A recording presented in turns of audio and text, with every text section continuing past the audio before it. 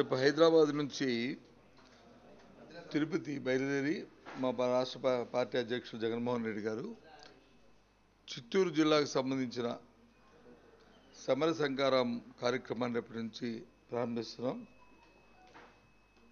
ముఖ్యంగా ఎవరైతే బూత్ కమిటీలో ఉన్న కన్వీనర్లు మెంబర్లు ఉన్నారో మా పార్టీకి సంబంధించి ఇప్పటికే వాళ్ళందరితో ట్రైనింగ్ క్యాంప్ ప్రోగ్రాంలో జిల్లా వ్యాప్తంగా జరిగాయి. వాళ్ళందరితో కూడా జగన్మోహన్ రెడ్డి గారి ఇంటరాక్షన్ అంటే ఒక్కొక్క బూత్ కమిటీలో సుమారు 10 మంది సభ్యులు, 10 నుంచి 11 మంది సభ్యులు ఉంటారు.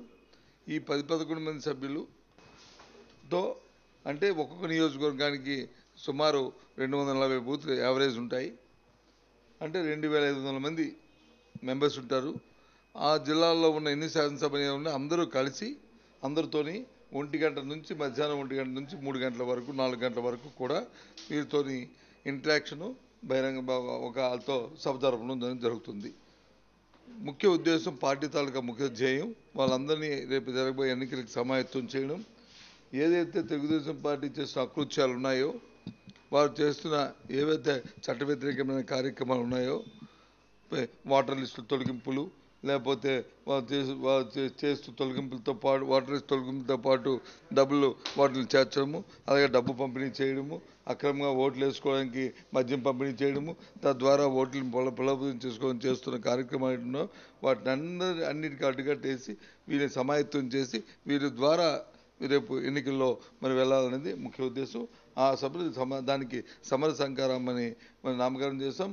ఆ సభ రేపు 1 గంట నుంచి రేపు తిరుపతిలో యోగానంద కాలేజీ దగ్గర రేపు 1 గంట జరుగుతుంది. పెద్ద ఎత్తున మరి మొత్తం అందరూ కూడా సుమారు 40,000 మంది తక్కువ లేకుండా మా దీని మెంబర్స్, వారితో పాటు సామాన్య ప్రజానీకం కూడా వస్తారు. ఇది ఒక పబ్లిక్ ప్లేస్లో యోగానంద కాలేజీ గ్రౌండ్స్ దగ్గర జరుగుతుంది కాబట్టి పబ్లిక్ ప్లేస్ అందరూ వస్తుంటారు. ఇది రేపు జరుగుతున్న విషయాన్ని మీ ద్వారా మా పార్టీ కార్యకర్తలకి రాష్ట్ర ప్రధానికానికి తెలియజేస్తున్నాం. రేపు ఎన్నికలకి సమాయత్తం చేస్తున్నాం.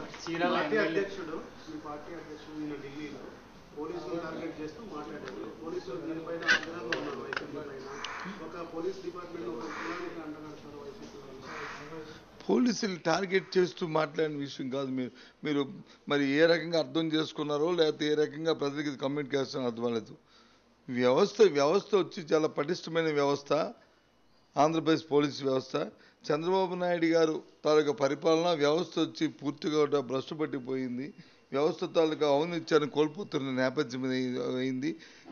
వ్యవస్థలో ఏదైతే పర్టికులర్గా చెప్పిన ఆ డిఎస్పీ అనే ఉద్యోగం ఏది ఉందో అందులో ఎన్నో కులాలు ఉన్నాయి, ఎంతోమంది ప్రతిభావంతులు ఉన్నారు, ఎంతోమంది విద్యావంతులు ఉన్నారు, ఎంతో ఎఫెక్టివ్గా పనిచేసిన ఆఫీసర్లు ఉన్నప్పటికీ కూడా ఒక ఎన్నికల దృష్టిలో పెట్టుకుని ఒకే సామాజిక వర్గానికి ఆయన సామాజిక వర్గానికి సంబంధించిన వారికే ఇచ్చిన పోస్టింగ్ మళ్ళీ ఒక సబ్ డివిజన్ నుంచి ఇంకో సబ్ డివిజన్కి ఫోకల్ పోస్ట్ ఇస్తూ మిగతా వాళ్ళందరికీ నిరాశ కల్పిస్తున్నారు. ఇదంతా చేయడానికి కారణం ఏంటంటే వీరి ద్వారా రేపు ఎన్నికల్లో జరిపించాలని డబ్బు పంపిణీ చేసి తద్వారా ఎన్నికల్లో అక్రమంగా విజయం సాధించాలని ఒక దుర్బుద్దేశంతో చేస్తున్న విషయాన్ని ఎన్నికల కమిషన్కి వచ్చి కంప్లైంట్ చేయడం జరిగింది.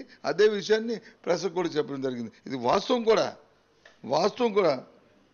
కూడా మీకు కావలిస్తే ప్రూఫ్లతో సహా. ఎవరైనా కాదంటే చెప్పనండి, ఎక్కడికి వెళ్ళేది వస్తాం. మేమేమి అధికారులకి ఇందాక చూసాను టీవీలో అధికార సంఘాలు ఎందుకంటే ఖండిస్తారు. వాస్తవాలు తెలిసి మీ సోదరులు మీరు ఎంత ఇబ్బంది పడుతున్నారో చూడండి, దాన్ని ఎంత బాధపడుతున్నారో చూడండి. ఒకే దగ్గర వచ్చి ఇవాళ ఒక డిఎస్పీ వచ్చి ఒక దగ్గర చేస్తారు, మళ్ళీ అతనే ఎన్నికలకు వచ్చి ఇంకో దగ్గర చేస్తారు. ఇది సమాజ వర్గంలో ఒక ఆర్డర్ చూస్తే ఆ ఆర్డర్లో నుంచి పగల పోస్టులో నుంచి 10 పోస్టులు ఇస్తే అందులో 8-9 పోస్టులు ఒకే సామాజిక వర్గం ఉంటున్నాయి. ఇది వాస్తవం చెప్పారు, దాంట్లో తప్పేముంది? దీంట్లో అబద్ధమేముంది? ఇది నిజం కదా. మేము 10 సంవత్సరాలు మంత్రిగా చేసాం, గవర్నమెంట్లో ఉన్నాం, మాకు తెలుసు కదా వాస్తవాలని. ఇంకా అంతేనా?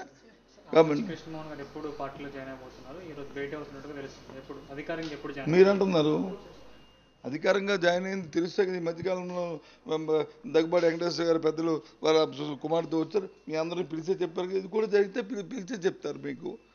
ఓకే, బీసీ సదస్సు ఏలూరులో పెట్టడానికి కారణం ఏంటంటే ఏలూరు అనేది రాష్ట్రానికి వచ్చి మధ్యగా ఉంది, కేంద్రం ఉంది, అందరికీ అందుబాటులో ఉంటుంది, కమ్యూనికేషన్ ఈజీ అవుతుంది.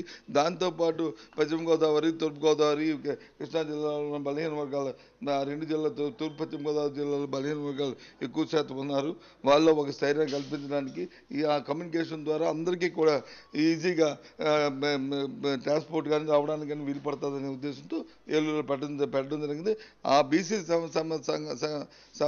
శంకారావం ద్వారా ఒక డ్రాఫ్ట్ని కూడా తయారు చేశారు. ఒక డిక్లరేషన్ కూడా, బీసీ డిక్లరేషన్ కూడా జగన్మోహన్ రెడ్డి ఇవ్వబోతున్నారు. అందులో రాబోయే కాలంలో మా ఆలోచన పార్టీ విధానాన్ని రాబోయే కాలంలో వచ్చి మేము బీసీలకు ఏ రకంగా అండగా ఉంటామనే విషయాన్ని ఇప్పటికే పాదయాత్రలో పలు సందర్భాల నుంచి చెప్పుకొచ్చారు. అవన్నిటిని కన్సల్ట్ చేస్తూ ఒక కార్యక్రమం రూపొందించి ఒక డిక్లరేషన్ ఇవ్వబోతున్నాం. చంద్రబాబు నాయుడు కావచ్చు, అలాగే కాంగ్రెస్ పార్టీ దేశవ్యాప్తంగా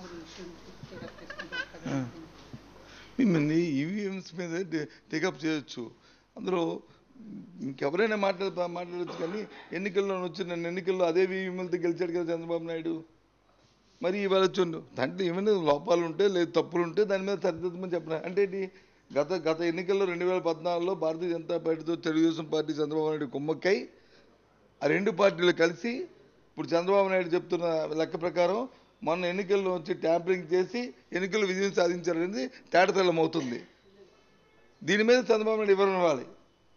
14 ఎన్నికల్లో భారతీయ జనతా పార్టీ కలిసి ఈవీఎంల నుంచి ట్యాంపరింగ్ చేసి ఎన్నికల్లో విజయం సాధించారా లేదా? సాధించారు కాబట్టే, దొంగతనం చేశారు కాబట్టే, అక్రమంగా వచ్చింది కాబట్టే, ఆయనకి ఆ విషయం తెలుసు కాబట్టి దాని మీద పదే మాట్లాడుతున్నాడు.